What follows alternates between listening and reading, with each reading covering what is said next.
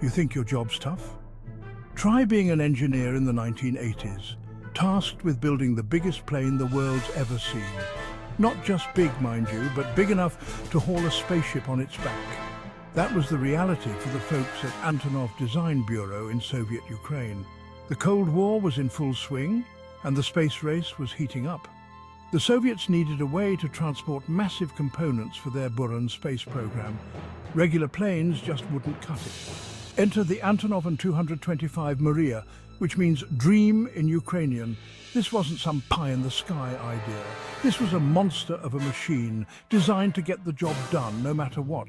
The Soviets weren't messing around. They took the existing an-124 Ruslan, already a massive cargo plane, and basically stretched it out, added more engines, and beefed up the whole structure. It was a testament to human ingenuity and a symbol of Soviet ambition. The first an-225 took flight in December 1988. It was a sight to behold. This thing dwarfed anything else in the sky. People stopped in their tracks to watch it fly over. It was a symbol of pride for the Soviet people. Of course, the Cold War ended not long after, and the Buran program was scrapped. The Myria could have ended up as a relic of a bygone era, but that's not what happened. Let's talk numbers, folks. Because when it comes to the an-225, the numbers are mind-blowing. We're talking 285 feet long, which is longer than a football field. That's nearly the wingspan of a Boeing 747, for crying out loud. And speaking of wingspan, the Myria's stretches out to a whopping 290 feet. That's like parking 8 school buses wingtip to wingtip. Now let's talk cargo.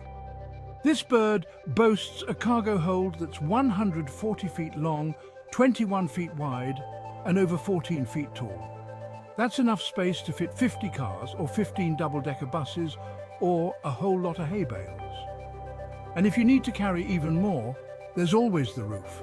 The Myria was designed to carry oversized cargo externally, like those Buran spacecraft parts I mentioned earlier. But here's the kicker. With a maximum takeoff weight of 1.4 million pounds, this beast could haul over 600,000 pounds of cargo. That's like carrying 20 fully loaded semi-trucks into the sky. Just let that sink in for a minute. It's no wonder they called it the Myria. This plane was a dream come true for anyone who ever needed to move something really, really big. Okay, so we've established that the an-225 was massive. But how do you even get something that big off the ground? Well, it takes a lot of power, that's for sure. The Myria was powered by 6 Ivchenko Progress D18T turbofan engines, each capable of producing a staggering 51,600 pounds of thrust. That's like having 6 locomotives strapped to your wings. These engines were absolute beasts, and they needed to be. They were responsible for generating enough power to lift the Myria's enormous weight and keep it airborne. But it wasn't just about brute force. The engineers at Antonov also had to consider efficiency and reliability. These engines were designed to operate at high altitudes and over long distances, and they rarely let the Myria down. And let's not forget about the landing gear. With 32 wheels in total, the Myria could land on rough airstrips and disperse its weight evenly. This was crucial for a plane that was often called upon to deliver cargo to remote and challenging locations. The landing gear was a marvel of engineering in itself, designed to withstand the immense stress of landing such a heavy aircraft.